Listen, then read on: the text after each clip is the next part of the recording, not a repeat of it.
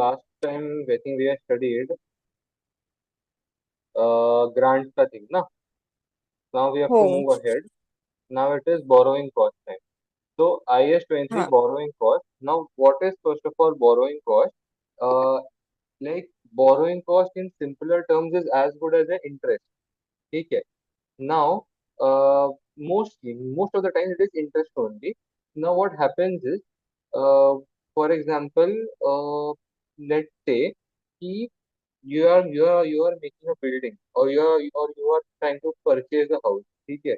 When you're trying to purchase a house, you need to take a loan, or when you're building something, you need a particular loan from the bank, right? When you want that loan from the Yes. bank, when you want a loan from the bank, bank will give you that loan at a interest rate. ठीक है. So this interest rate will be charged on the principal amount of the loan. ठीक है. Now what will happen is you can capitalize this interest in the value of your asset according to IAS 23. However, there are certain conditions to it. The condition is that the asset should take substantial period of time to get ready for its intended use. This definition is of a qualifying asset. म्हणजे borrowing cost according to IAS 23 or interest according to IAS 23 can only be capitalized for a qualifying asset. And a qualifying asset is an asset that takes substantial period of time to get ready for its intended use or sale. By the definition only we get to know क्या qualifying asset is as good as example हुआ building machinery etc. which takes substantial period of time, which takes मतलब जिसको बहुत ज्यादा time लग रहा है बनाने के लिए for its intended use or sale, any both of the things. ठीक है. Now how will this capitalization come? So I think Can you I could have got. explain? Uh, Hmm, 1 second. I will explain what I understood from this. hmm, Uh, borrowing cost मतलब अभी let's say for example एक machinery we have purchased hmm. और वो हम लोग ने for example तो उसका और वो सब असेंबल होके यूज होने तक का time for that interest will be calculated right जब से मतलब the Just take a second. So sorry. I have to just connect my headphones again. Yeah, yeah. Right. Hello. shall I repeat? No, no. You can. But what I said was just one correction I would like to make. You said purchase Hmm. of machinery, na? Hmm. So that's what I'm saying. You don't purchase a machinery. You don't do that. What you rather do is you build a machinery. Okay. Like from scratch, from point A Okay. to point Z, you start making that machinery. So that's why I didn't take example of a machinery. I took example of a building. Like you construct a building, right? Yes, sir. Okay. Okay. Huh. Now you continue what you were saying.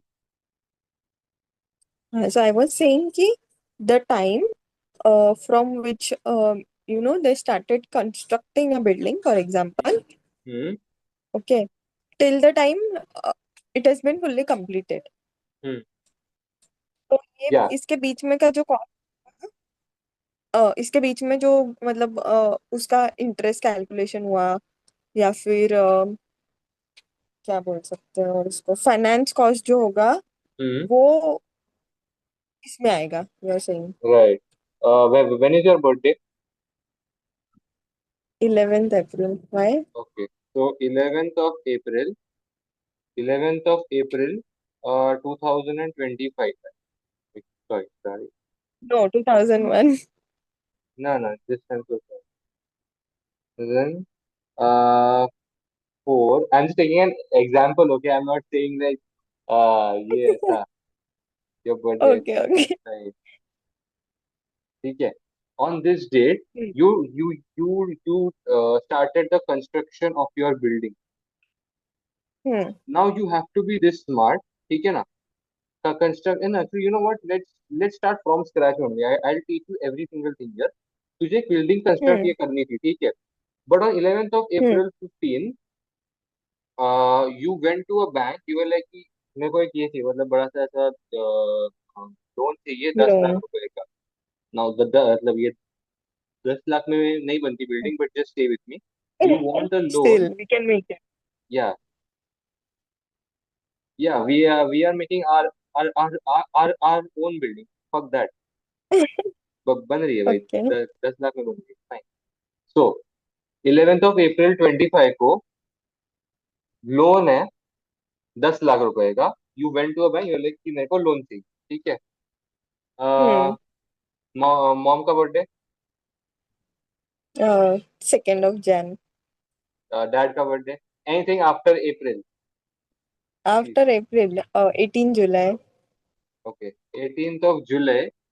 So let's, for just the calculation sake, let's take अच्छा ठीक है, 18th of ये जुलाई only will take, will not make it 11th of July. So 18th of July 25, you it like dawned upon you that now the construction should start, because अभी सारी चीजें एकदम ऐसे मतलब प्लेस में है कि सारे वर्कर्स भी आ गए हैं, माल भी आ गया है, ब्लू ब्लू फिल्म भी रेडी है, सब कुछ एकदम सही है। तो construction will start at this point of time, ठीक है? नाउ तूने हम्म लोन कब लिया था? 11 अप्रैल। ठीक है, नाउ लेट्स से कि अभी बिल्डिंग के अंदर, अभी हाँ, बिल्डिंग का कॉस्ट, ठीक है ना? बिल्डिंग का जो टोटल कॉस्ट होगा पूरा का पूरा बनाने का, वो शायद होगा पच्चीस हम्म लाख का, बट हमने बैंक से लोन लिया है 10 लाख का, ठीक है ना? अभी हम्म इस 25 लाख के अंदर बहुत सारी अलग अलग एलिमेंट्स है, जैसे कि वो सीमेंट का मतलब परचेज, हाँ रॉ वेजेस मटेरियल्स। सारी ब्ला ब्ला ब्ला, तो वो सारी चीजें एक ऐसा, वो अपन ने IAS 16 में मतलब ये पढ़ा ना कि अभी क्या क्या यस। कैपिटलाइज होना चाहिए, वो सब, तो वो सब हाँ चीजें हट गई हाँ। इसमें, ठीक है? This is building. नाउ हम्म अभी इसके अंदर एक काम करता हूँ, हाँ, एंड डेट भी ले ही लेते हैं ना। एंड ऑफ कंस्ट्रक्शन ऐसा ले लेता हूँ, construction end of,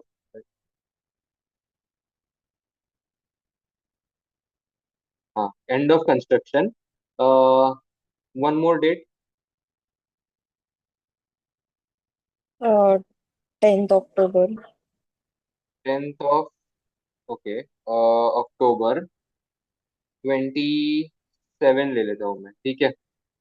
hmm 10th of October 27, fine fine fine fine. तो इस डेट पे कंस्ट्रक्शन खत्म हो गया इस बिल्डिंग का, जो मैं बना रहा था 25 लाख रुपए की। Now what will happen is the amount stage the same, ठीक है ना? अभी अप्रैल, एक इंटरेस्ट रेट ले लेते हैं, बैंक जो चार्ज करेगा इस अमाउंट पे, ठीक है ना? बैंक ने कितने का इंटरेस्ट रेट हमको चार्ज किया होगा? For me I will take 6%, कि मेरे को 6% का बैंक इंटरेस्ट बैंक ने चार्ज किया होगा। बराबर है, लोन है ना, तो लोन के ऊपर इंटरेस्ट रेट तो चार्ज किया होगा बैंक ने। तो what will be, yes. What will be my per month, per month interest that I have to pay to the bank. My per month interest would be 10 lakhs into 6% annual principal amount into interest rate into 1 by 12, बराबर? Per month निकाल रहा हूँ yes right. तो आ गया 5,000। तो मुझे हर महीना bank को 5,000 रुपए देने हैं। अभी मैं बैठा हूँ 11 अप्रैल 2025 पे, मेरा 10 अक्टूबर 2027 को कंस्ट्रक्शन हो गया खत्म। तो let's first calculate what is the total interest that I have been charged by the bank. Total interest that Neha, you have been charged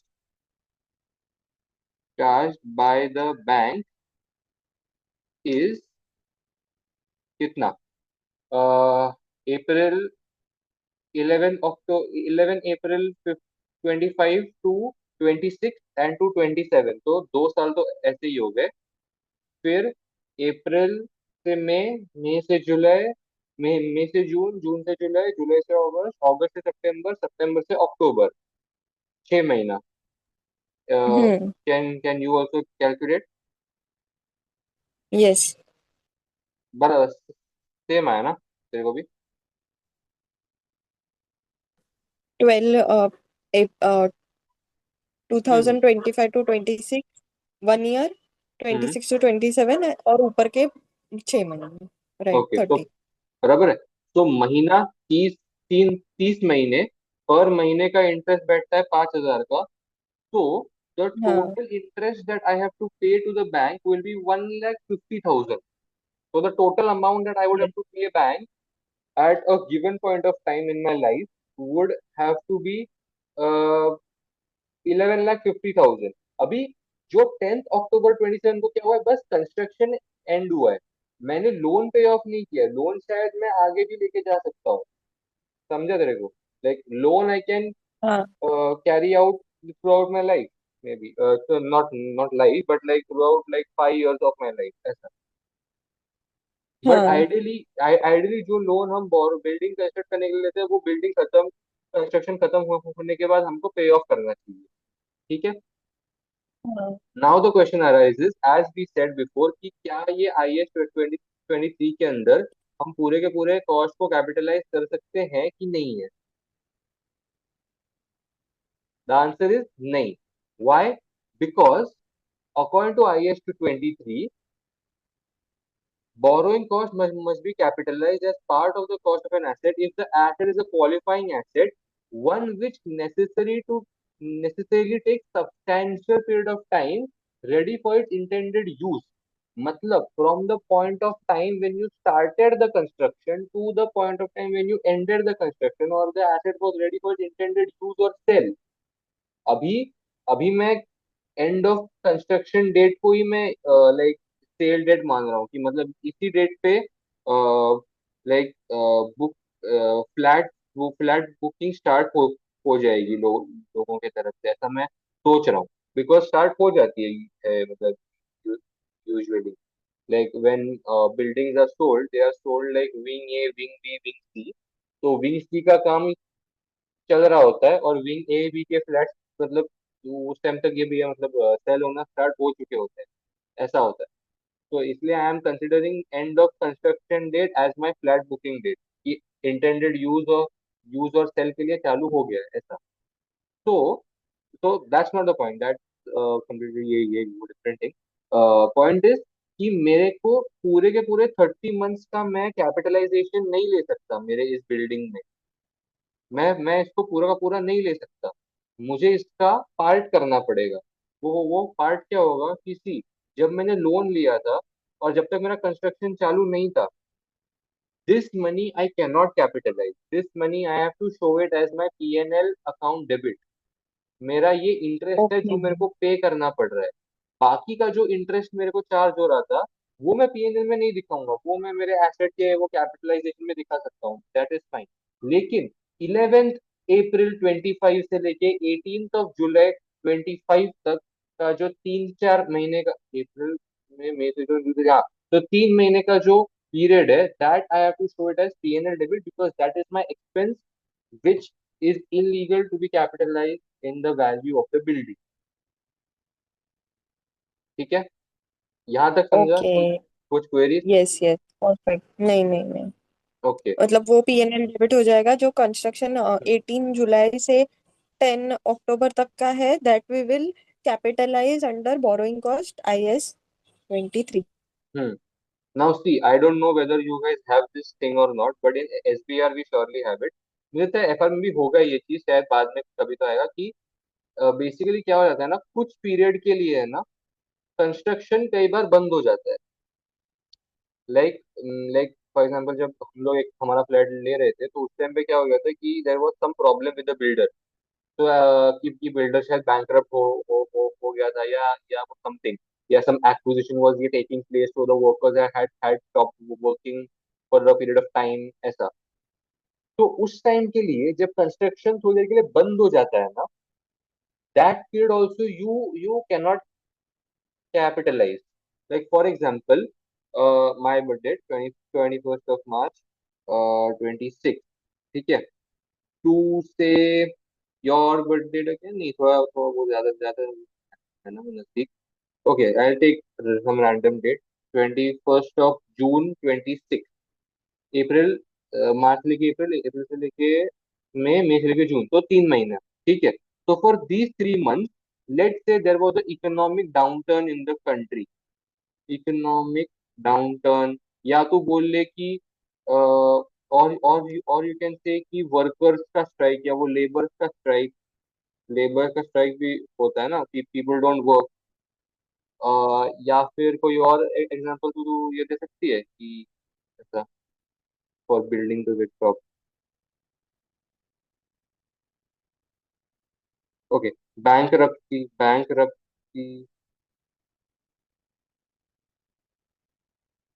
okay, wow, wow, I are don't know you the P? Spelling of bankruptcy, shit, can you please tell me the R spelling U of P? bankruptcy? R U P? Bankruptcy. CY. I hope that really? is the right spelling. No, okay, wow, I am teaching इसी and I don't know the spelling of bankruptcy, shit man, that's, मेरा brain freeze ही हो गया, पता है। वो हो आता है, जाता टी है ऐसा। आता है, टी आता है Really? बीच में, ओके ओके, टी आता है बीच में, यस सॉरी, हाँ वी हाँ। We both are dumb, sorry. Okay, Shit. So in Even I bank, am that dumb. या नो इश्यूज यार, वो ब्रेन ब्रेन फ्रीज हो गया, that's fine, we know so much other things. Okay. Economic downturn, Okay. Labour strike, bankruptcy of builder, ठीक है। तो ये 3 4 ये वो होते हैं रीजन जिसकी वजह से शायद उस पीरियड के लिए बिल्डिंग का कंस्ट्रक्शन बंद हो गया था और कुछ काम नहीं हो रहा था, मतलब लिटरली सीमेंट की एक बैग दूसरे दूसरे जगह पे भी शायद ये नहीं गई होगी, इतना कुछ काम नहीं हो रहा था उस टाइम पे। जो है हम लोग, जो सेसेशन, उसको सेसेशन बोलते हैं या स्टॉपेज बोलते हैं, रिडंडेंट वर्क बोलते हैं, बेसिकली उस टाइम पे कुछ नहीं होता है कंपनी में या कंस्ट्रक्शन में। For that period of time, we cannot capitalize again. So we will again come down to our same example कि देख, जैसे 30 दिन थे, अभी उसमें 30 महीने थे, सॉरी 30 महीने थे, उसमें से 3 महीने जो थे वो तो मैंने बस लोन लेके रखा था। मेरे को लगा था कि अरे भाई अभी कंस्ट्रक्शन ये करते हैं, 5 दिन, 5 महीने बाद, 4 महीने बाद ऐसा। तो फिर वो 3 महीने तक मैंने एकदम आराम किया, और तीन तो दिस इज आराम, ठीक है, दिस इज आराम का 3 महीना, दिस इज स्ट्राइक का 3 महीना, दिस इज स्ट्राइक का 3 महीना, उसका भी हो गया 5,000। तो these टू इंटरेस्ट ना, for this period of time, I can not capitalize in the value of my building. A lot of people don't know what capitalization also means. Capitalization in the sense कि मैं मेरे asset के value में वो चीज को add नहीं कर सकता। अभी Hmm. अभी हमको एसेट के वैल्यू में वो चीज को क्यों ऐड करना रहता है, मैं वो भी बता देता हूँ। क्योंकि अगर हम लोग इस चीज को एसेट के वैल्यू में ऐड नहीं करेंगे, यानी कि अगर हम इस चीज को कैपिटलाइज नहीं करेंगे, तो we have to show it as P&L account debit, which will ये reduce our profit and not show good impression in front of people, share holders, bla bla bla. तो this is the amount, oh sorry, मैंने मैंने add capitalization मतलब add, तो this is 26,20,000।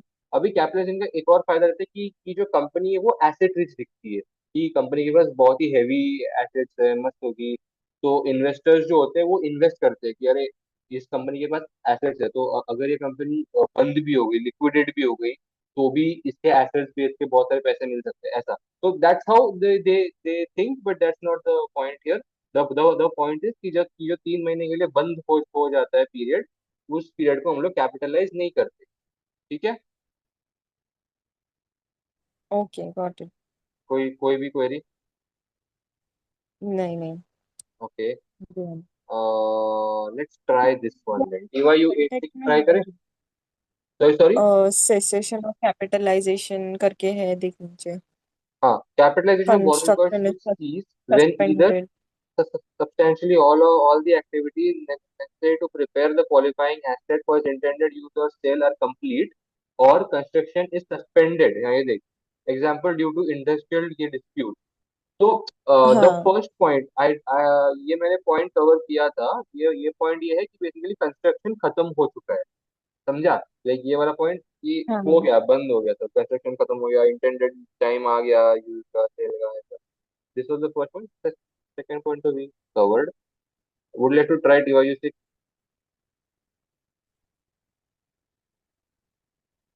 Okay okay. Wilson, पढ़ूं मैं? हाँ हाँ, sure sure. Wilson received an $18 million 5% loan on 1st Jan 2008 to finance construction of new factory. As the funds were not all required immediately, Wilson invested 6 million in 2% bond until 31st May 2008. Hmm. Construction of the factory began on 1st March 2008 and was completed on 31st December 2008. तो Calculate अभी the देख, amount of interest to be capitalized. Sorry sorry. तो अभी देख, यहाँ पे क्या हो गया कि ये जो 18 मिलियन थे, ये इसने एज लोन लिया Hmm. हुआ था एट द रेट ऑफ 5%, ठीक है? अभी he did Hmm. not he require those many amount of that amount immediately. So what this guy did, this guy invested 6 million in some other thing। मतलब उसने bank से Okay. ही loan लिया, उसका कुछ part उसको लगा कि अभी मेरे को इस चीज की जरूरत नहीं है, पड़े पड़े वेस्ट हो जाएगा, तो this guy invested this amount somewhere else and got 2% return on the bond as well, ठीक है? तो Hmm. First of January So, को 18 मिलियन था, 5% का।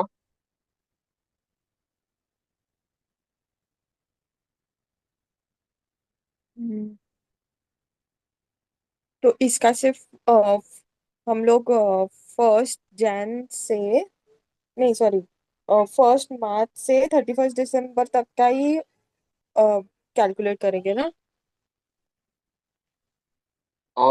Yeah, but you also invested 6 million 2% bonds, right? तो उसका भी इफेक्ट हाँ आएगा। तो उसका, हाँ तो उसका इंटरेस्ट 6 million इंटू 2, और वो कितने मंथ्स के लिए है? That is for 5 months। हम्म। तो 6 million इंटू 2% to 5, 50,000।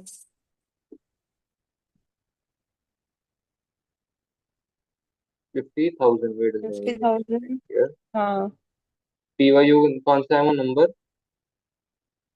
6। 6। तो सी, ये उन्होंने कैसे किया है, the interest that you had to pay total was 9 lakh, ऐसा उन्होंने बोला है यहाँ पे। बिकॉज 18 मिलियन मतलब 18 लाख, 18 लाख का, वेट सेकंड, 18 लाख ही ना? 18 नहीं नहीं, रे। 1.8 CR। 1.8 CR होगा। वन हाँ पॉइंट एट सी आर उसका 5% मतलब हम्म, 9 लाख, बराबर है? तो वो हाँ उन्होंने यहाँ पे सबसे पहले कैलकुलेट किया। ना अपन ने क्या बात किया था कि जो प्री कंस्ट्रक्शन पीरियड रहता है that we can not capitalize. तो वो हाँ। जो 2 महीने है वो अपन कैपिटलाइज नहीं कर सकते, तो वो अपन माइनस कर देंगे। How much would that be? Okay. वो तो 150। मैंने क्या, मतलब मैंने क्वेश्चन खोला हुआ है। To so they got to हाँ। so they got okay okay. 750 as capitalized interest हाँ। cost, ठीक है? they got hmm. capitalized interest cost as 750, बराबर है? 750। अभी okay. now what this guy did was this guy invested his money somewhere else for a period of 5 months। हाँ तो 6 million हाँ, into that two fifty percent thousand hmm, 50,000 मिला वो। Right. 6 million into 2% into 5 months, hmm. 50,000। 50,000। अभी then there was a pre-construction credit to TNL। ये कौन basically, सा वाला है? नहीं नहीं, बेसिकली इसमें कैसा है, I tell you see, the ये एक्चुअली इन्होंने जेन्युइनली थोड़ा सा, I think, complicate, I don't know complicate is the word, but in simple terms ये लोग क्या बोलना चाहते हैं ना कि मैं ना इसको ऐसे लिख देता हूँ, 1 जनवरी 18 है, 18 ही लिख देता हूँ, 18 को तूने 18 अगर इन्वेस्ट किए थे 5% पे, तो इंटरेस्ट शुड हैव बीन इतना। अभी you minus what was the pre-construction which was for 2 months. Fair enough. This was, अब मैं इतना डिटेल में नहीं लिखा तो please stick with me here. Pre construction का 2 मंथ, ओ मेरा भी पॉइंट टू रुको, 2 मंथ 2/12, हम्म। 150 हो गया। तो हम्म। 9 माइनस ये 150, इतना अमाउंट देखो 7। कैपिटलाइज करना है, हाँ हाँ बराबर, इतना अमाउंट देखो हाँ। कैपिटलाइज करना है। लेकिन तूने क्या किया कि बिकॉज देखो लॉस होने वाला था, तूने इस अमाउंट को इन्वेस्ट कर दिया कहीं और, तेरे को लॉस नहीं होने वाला था, बट वो अमाउंट ऐसे का ऐसे मतलब पड़ा रहने वाला था, तो यू इन्वेस्टेड ये somewhere else. When you invested that amount somewhere else, how much did you invest, you invested 6 million, hmm. 2% bond पे, which came up to 120, but you invested it for 5 months, हाँ। ठीक है। Now in those 5 months, it there was a period of pre-construction as well. हाँ। So what you अच्छा। will do is, अभी what we have come to, first of all हमें ना ये सब लिखने से अच्छा तेरे को सबसे पहले यहाँ पे लेके आ जाता हूँ। ये जो 750 है ना, this is your hmm. Post construction, और not post construction but during construction period, during construction period is a better word than post construction. ये इस हम्म। टाइम पे तेरा कंस्ट्रक्शन चल रहा था 750 का, बराबर। हाँ। और ये जो 6,000 2% है, इसको भी तू ऐसे ही लिख, लिख सकती है कि पोस्ट और ड्यूरिंग कंस्ट्रक्शन अमाउंट इन्वेस्टेड। तो during construction amount invested was 6,000 into 2% into 3/12, which will give you 30.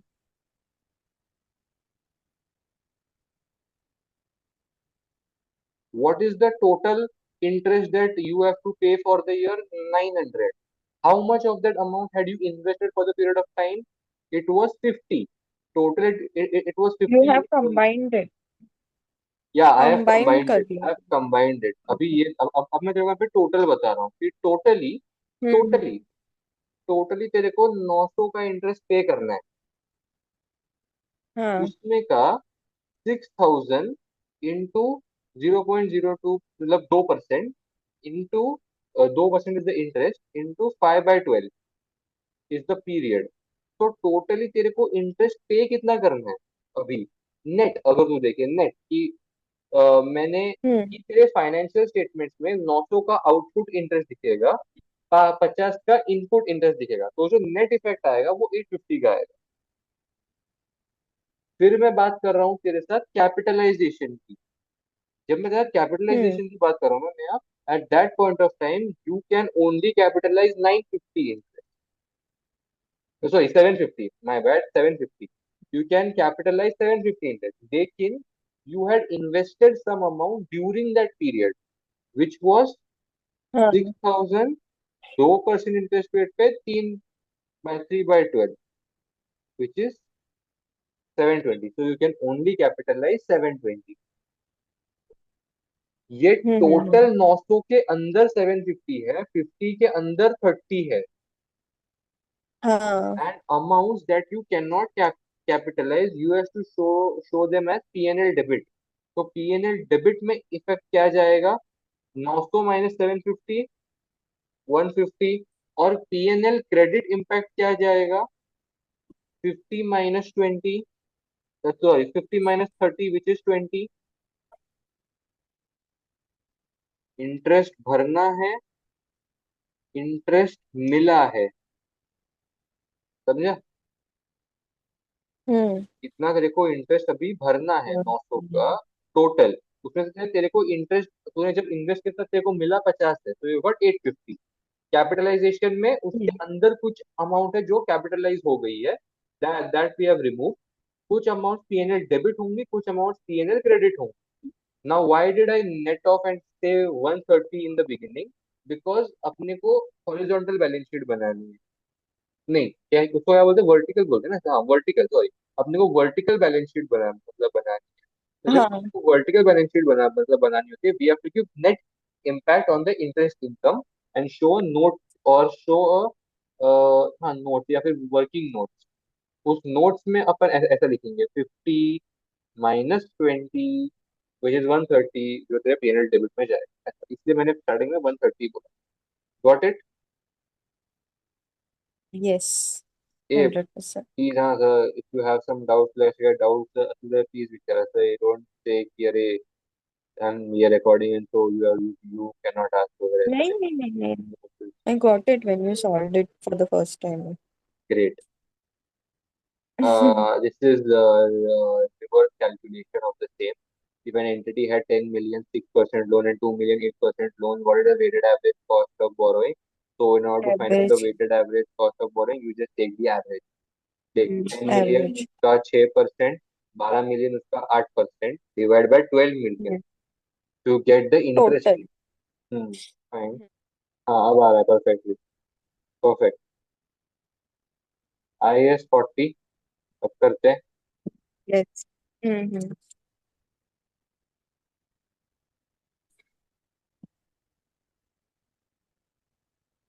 तो IAS 40 के अंदर investment property, IAS 40 investment property is land और building held to earn rentals or for capital appreciation or both, rather than for use by the entity for sale in ordinary course of business. The property that we sell in the ordinary course of business, that property, if we have held it for a long period of time, then it is considered to be an inventory. समझा? And the property that we use for our own company's working is, according to us, a property, plant and equipment. And the property that PP. we have, uh, क्या क्या? This investment property मतलब जो सिर्फ not for business use but for other purpose, जैसे There are उसके three उसका properties. Rent. There are three types of properties that we will get here. One is IAS 40 के अंदर इन्वेस्टमेंट प्रॉपर्टी, विच इज बराबर, जैसे जैसे तूने बोला कि अपने बस होल्ड करके रखा हुआ है, या फिर वो उसको अपन ने रेंट पे चढ़ाया हुआ है फॉर कैपिटल एप्रिसिएशन, या फिर वो रेंटल्स के लिए, तो उसको IAS 40 के अंदर कंसिडर करेंगे। एक जो हम हमारी खुद की कंपनी के अंडर एज बिजनेस यूज कर रहे हैं, that is IAS 16 property plant and equipment के according. And one is according to us, हमने बस उसको होल्ड करके रखा हुआ है क्योंकि हमारा वही बिजनेस है। लाइक जो बिल्डर्स होते हैं, बिल्डर्स का बाद में आफ्टर बिल्डिंग क्या काम होता है कि बस तुम उन सारे प्रॉपर्टीज को बेचना है। तो for them, those properties which they have to sell is IAS 2 inventory, कि वो उनके लिए एक इन्वेंट्री है हाँ ना, एक तरीके से, ऐसा। हाँ. अब पढ़ ये पैराग्राफ। Just a second. हाँ. Owner occupied property is excluded from the definition of investment property. So these are properties not used by the entity in general operations. This could be spare properties rented out to third party or specifically bought in order to profit from a gain in value. This could be There could be a situation where a building can be accounted for in two different ways. If the entity occupies a premise but rents out certain floor to other companies, then the part occupied will be classified as PTE as per IS 16, with the floors rented out classified as investment property as per IS 40. Okay. Cool. Now Consolidated accounts. नहीं, ये ठीक Okay. है। अब ठीक है, ठीक है, पढ़ लेते हैं।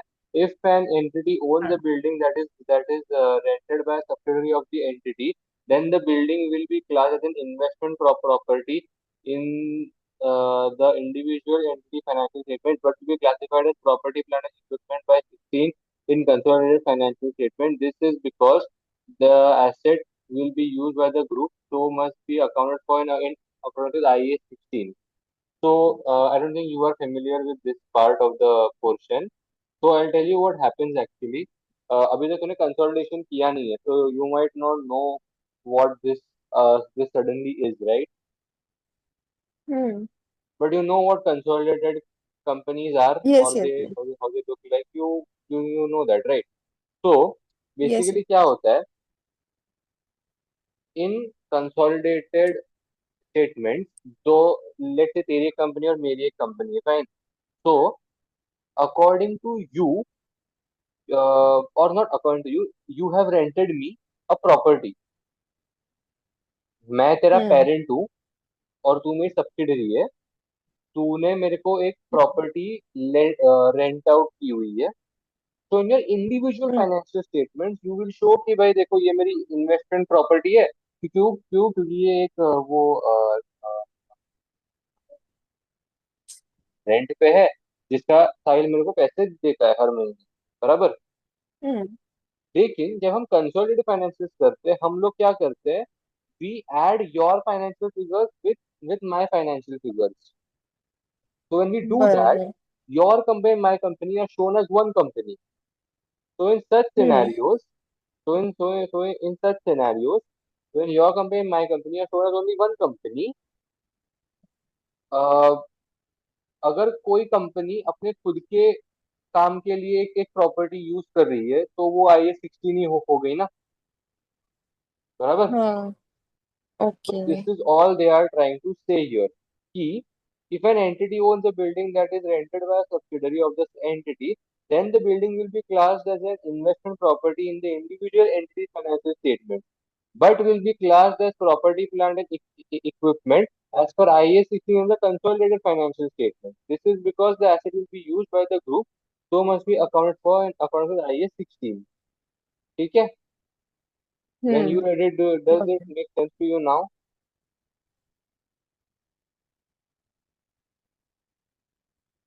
Make sense कर रही है बात? हाँ. समझा समझा है, got it. Okay. Now, there are two methods in which you can measure a IS 16 property: cost model and Hmm. your evaluation model. Now you tell me what both of them are. Because ना मेरा cost और evaluation बहुत time तक clear नहीं हुआ था. बहुत late clear हुआ मेरा, तो मेरे को बहुत स्ट्रगल करना पड़ा, इसलिए I want your cost and evaluation model to be clear. इसलिए तू मेरे को बता. कॉस्ट मतलब हम्म. अभी फॉर एग्जांपल इसमें कॉस्ट हो सकता है कि जो उसका परचेस प्राइस हुआ, हम्म. राइट. तो उस पे हम लोग मतलब थोड़ा जो है क्या बोलते हैं, cost plus something to gain a profit of, मतलब होता है ना, कॉस्ट प्लस सम अमाउंट नया to cost gain a. Model, cost model and revaluation model of valuing a property, ऐसा मैं बोल रहा हूँ. एक काम करते हैं, लेट से तूने प्रॉपर्टी अभी रिवैल्यूएशन. परचेज कर ली, लेट से तूने अभी प्रॉपर्टी हाँ हाँ. परचेज कर ली ईयर के बिगिनिंग हाँ में. तो हाँ. ईयर एंड में तू एज पर कॉस्ट मॉडल कैसे शो करेगी? जो मैंने बिगिनिंग ऑफ द ईयर में उसका प्राइस लगाया होगा. रिवैल्यूएशन मॉडल में तू कैसे शो करेगी? जो एंड ऑफ द ईयर होगा उसका revalued amount. Yes. So your revaluation model is very clear. तो तेरा तेरा तेरा हाँ रिवैल्यूएशन मॉडल बेस्ट है. Got it. जो तूने ईयर हाँ. बिगनिंग में किया उसको तो ईयर एंड में वो जो भी है वो रिवैल्यू करेगी. और जो भी गेन या लॉस आएगा उसको तू P&L डेबिट मारेगी नहीं. हाँ. उसको तू सुन सुन सुन, उसको तू यूजुअली IAS 16 के हिसाब से रिवैल्यूएशन गेन और लॉस में डालती है, वो OCI में डालती है. ओसी है, ओसी है. लेकिन अकॉर्डिंग टू IAS 40 तेरे को इस इस रिवैल्यूएशन गेन और लॉस को जो तेरे को इन्वेस्टमेंट प्रॉपर्टी के ऊपर होता है, उसको तेरे को पीएनएल में डालना है। अच्छा। ठीक है, this is the only change in IS 40 and IS 16, कि जो भी तेरा रिवैल्यूएशन मॉडल में तू तू तू तू 16 को ओसीआई में डालती थी। हम्म। ओके, एंड हाँ। Because in IS 16 you are using that property for your own use, तो तेरा पीएनएल में कोई हम्म। भी फिगर्स जा नहीं रहे, तो इसलिए वो ओसीआई में जाते हैं। जब IS 40 के हिसाब से तू उसको रेंट पे चढ़ाती है, तेरे को उससे वो रेंटल्स मिलते हैं जो जो तू पीएनएल में दिखाती है। तो दैट्स वाई जो भी रिवैल्यूएशन आता है उसको भी देखो पीएनएल में ही दिखाना है। नाउ यू ओ- don't know what cost model is. Cost model का तूने पहला बिगिनिंग बराबर बताया कि तूने बिगिनिंग में जो तूने परचेज की थी प्रॉपर्टी, उसको तूने वैसे का वैसे को वैल्यू पे दिखाया। लेकिन हाँ। ईयर एंड तो उसके लिए भी आएगा ही ना, कॉस्ट मॉडल के अंडर भी।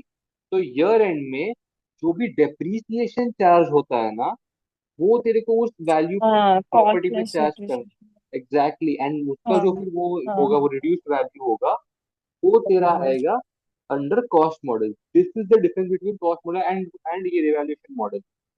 परचेज हाँ। Price, depreciation and the value in cost model. हाँ। In this case, in the revaluation case, there is no depreciation. There is only a small revaluation that is taking place as per the current economic conditions prevailing in the whole country or that area, whatever.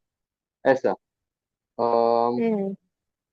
Cost model हो गया, race model हो गया। के अंदर क्या बताना था कुछ तो बताने का था कॉस्ट मॉडल रिवैल्यूएशन मॉडल में। हाँ, I what I wanted to say is, now you think about it.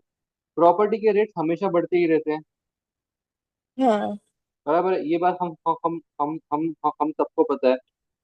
तो अगर तू हाँ। डेप्रिसिएशन चार्ज करती देगी एक प्रॉपर्टी के ऊपर, तो how is that hmm. A fair presentation? लेकिन नहीं, तो बट तेरे इन्वेस्टमेंट प्रॉपर्टी व्हेन वी से, so it is not always land ना। लैंड के ऊपर बिल्डिंग का डेप्रिसिएशन तो कर ही सकते हैं, लैंड एक्सक्लूड करके। आई एग्री विथ यू, लेकिन अच्छा सपोज करके तू अभी जिस घर में रहती है, you own that house, right? Hmm. तेरे डैड ने वो प्रॉपर्टी परचेज की होगी शायद, लेट्स से 10 लाख रुपए की, 8 साल पहले, 10 साल पहले। Now your dad won't sell that property at 8 lakh ना, टुडे। हाँ। अभी तू बोलेगी कि नहीं नहीं, मेरे डैड ने तो भाई कॉस्ट मॉडल ये यूज किया था।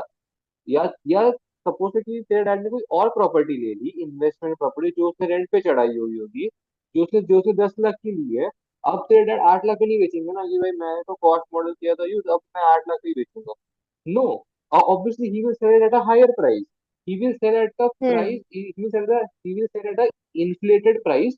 Let's say 8% का इंटरेस्ट रेट लगा के 10 साल के अंदर 8% उसने लगाया, 10 लाख के ऊपर कितना आता है? 80,000, 80,000 इंटू 10, 8 लाख, 18 लाख, मतलब लेट्स से वो 18 लाख तो उनको बेचना चाहिए। उनको आइडियली 18 लाख पे बेचना चाहिए। लेकिन your dad won't sell hmm. at 18 lakh also. Na, he will try to sell it at 25 to 26 lakh, so that he gets 24, 23 lakhs in hand, right? Okay. So any investment property cannot or should not, cannot मतलब कुछ लोग करते हैं cost model पे, but should not be revalued और should not be, sorry, not not वो revalued, should not be valued at cost model. They should be valued at revaluation model, because cost model में depreciation ये लग रहा है ना, ऐसा। हाँ। एग्जाम में ओके। टर्म्स आ सकते हैं कि तो अरे ये फेयर वैल्यू प्रॉपर्टी। मॉडल है। So fair value model is same as revaluation हाँ हाँ model. हाँ हाँ हाँ हाँ हाँ, अरे वो कंफ्यूजन तो मतलब मेरे को भी था। ये फेयर वैल्यू मॉडल कई बार आ रहा है, कई बार रियलिस्टिक मॉडल आ रहा है। क्योंकि what they today actually, today we got. हाँ, नहीं, क्योंकि आज हम लोग को फेयर वैल्यू का वो बताया ना अदर स्टैंडर्ड्स में, तो इसके लिए कि फेयर अरे value is different. What what ऐसा दे है। ट्राई टू से इज कि आज के डेट पे उसकी इसकी फेयर वैल्यू क्या है। Like like I told you, right, कि 10 लाख है, 8% का इन्फ्लेशन रेट, 80,000 इंटू 10 साल, 8 लाख, तो 18 lakh. 18 lakh is the fair value. 18 lakh is the fair हाँ। Value. but it can all मतलब it can be said to be a revaluation value as well कि अभी तू फिर रिवैल्यूअर को बुलाएगी, एक कैसा इंसान रहता है वो रिवैल्यूअर करके, वो सब बोलेगा कि सर इसके इसकी फेयर वैल्यू 18 लाख की है, लेकिन अभी आप देख सकते हो कि आपके एरिया में मतलब वो क्या बोलते हैं, फ्लाईओवर भी बन रहा है, मेट्रो भी बन रही है, तो सर इसका जो मतलब वो रिवैल्यूड वैल्यू है ना, तो वो मतलब 30 लाख का तो है। तो it ideally is the same thing, it's just a small difference कि वो रिवैल्यूअर आता है और फिर वो मतलब वो रिवैल्यूएशन करता है, बट एग्जाम में it is ideally the same thing, मतलब वो कंफ्यूजन क्रिएट नहीं होना चाहिए, इसलिए मैंने बोला same thing, but there is just a small difference, ऐसा। ठीक है। ओके। तेरा लैपटॉप यस। ऑन ही है ना? नहीं, I am not connected from my laptop, मैंने फोन ओ, से कनेक्ट किया है, my laptop okay, is at repair, तो वो कल ओके, मिलेगा hopefully। या Bloom's laptop are usually on repair. I can understand. ठीक है। TYU8, ये देख TYU8 में सेम ही होगा कि like the land element of the, हाँ लैंड लैंड लैंड पे कुछ नहीं लगता, लैंड पे ना ना डेप ना रिवैल्यूएशन कुछ नहीं, मतलब सॉरी रिवैल्यूएशन लगता है, लेकिन वो डेप्रिसिएशन वाले कुछ चार्ज नहीं होता, तो we hardly- so we hardly don't do anything. Expected have a useful life of 50 years.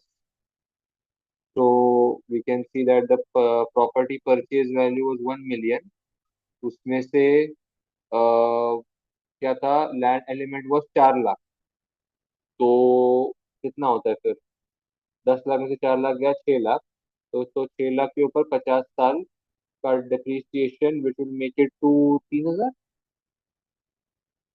नहीं 12,000 ना, 12,000, 6 lakhs divided by 50 नया।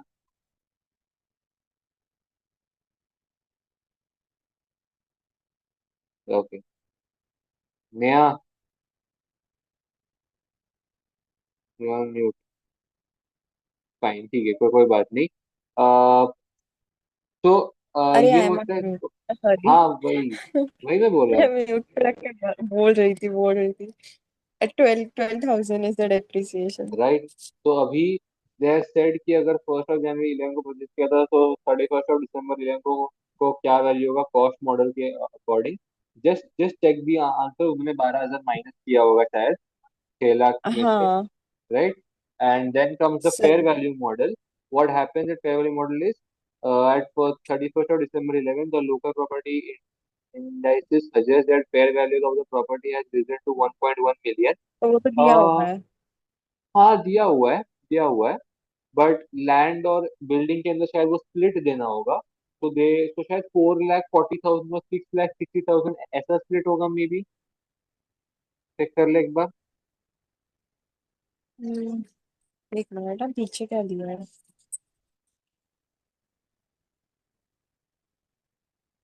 और मोस्टली ऐसा देते हैं। डिप्रिसिएशन बराबर था, उन्होंने डिप्रिसिएशन पीएनएल में ये किया, हाँ हाँ। चार्ज किया।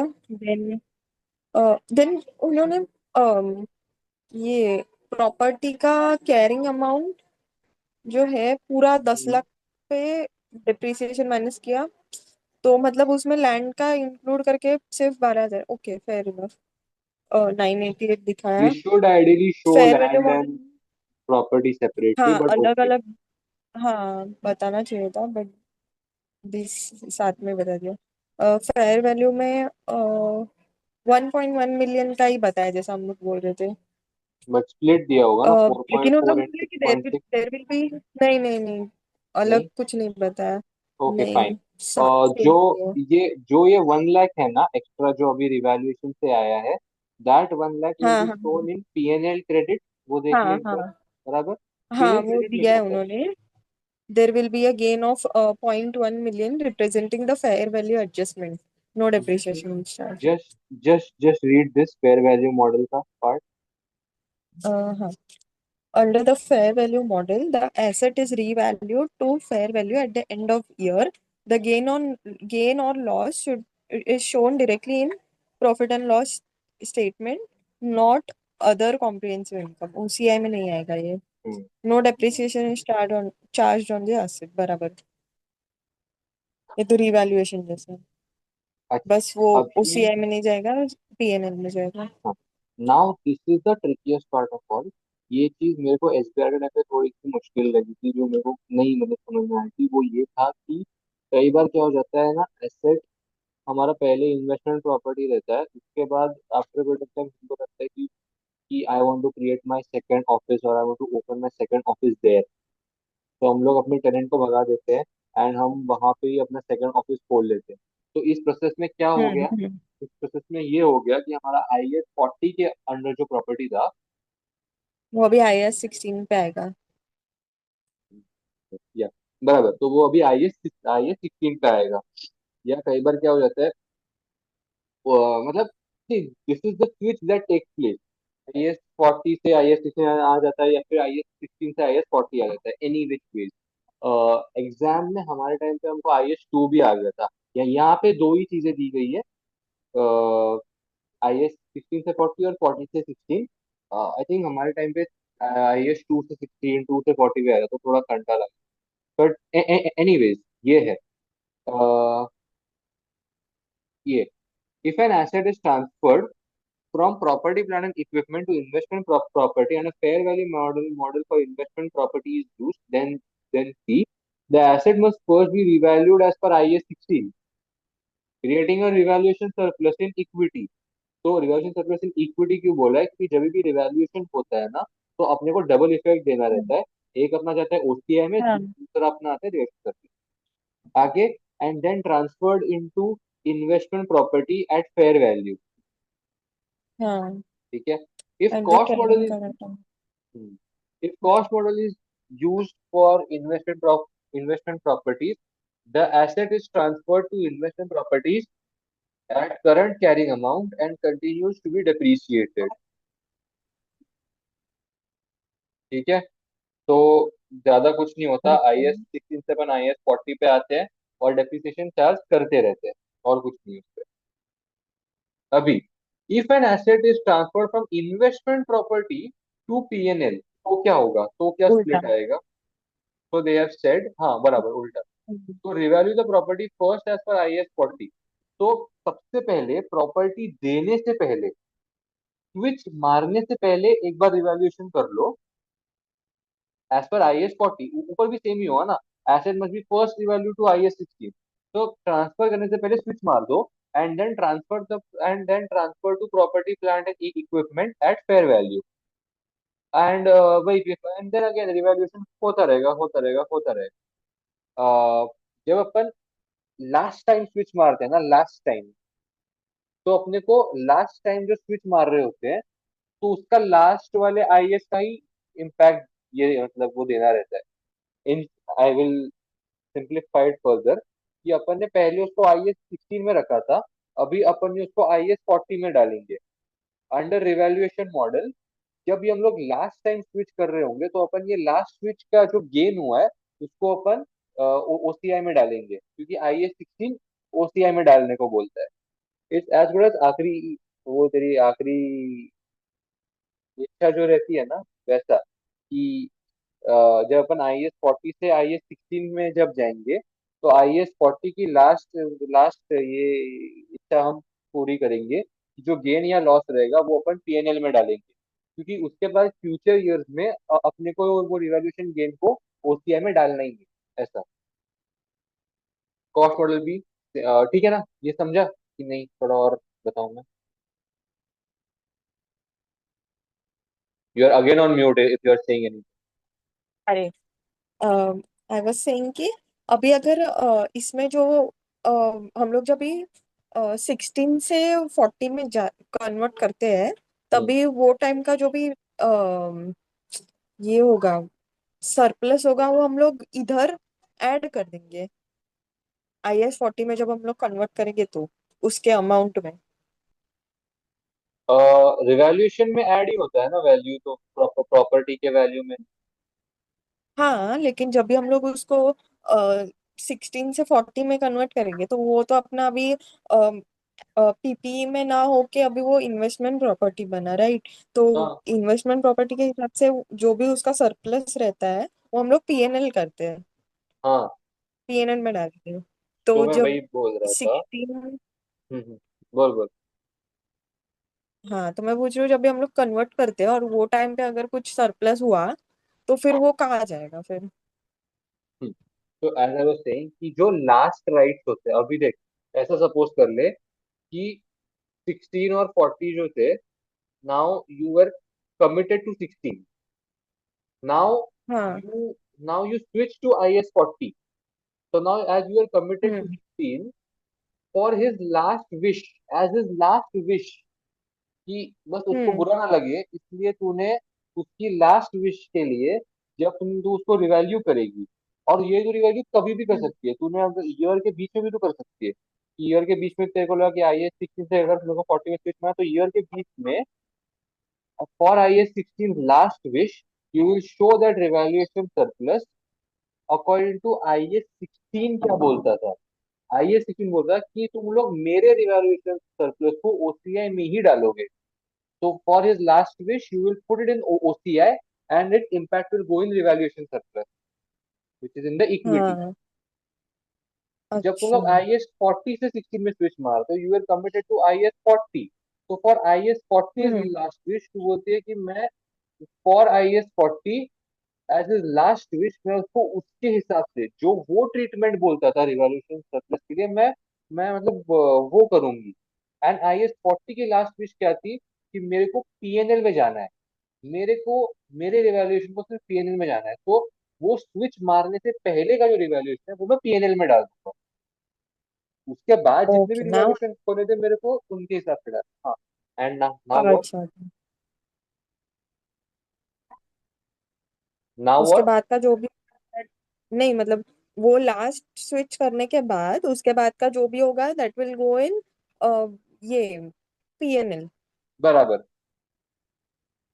हाँ और अगर पर आईएएस 16 के हिसाब से हुआ तो फिर वो इसमें जाएगा सरप्लस में। हाँ, बराबर। यस। बराबर। ओके। इफ बराबर। कॉस्ट मॉडल इज यूज तो डेप्रिसिएशन चार्ज होते रहेगा अपने हिसाब से। ठीक है। हम्म। ठीक है, अभी ये बस ओके। सम्स है, ये तू ट्राई कर लेना बाद में। यस ठीक है, यस यस। डाउट रहेगा तो प्लीज पूछ लेना, कोई बात। यस। नहीं मैं ये ट्राई करके आऊंगी। और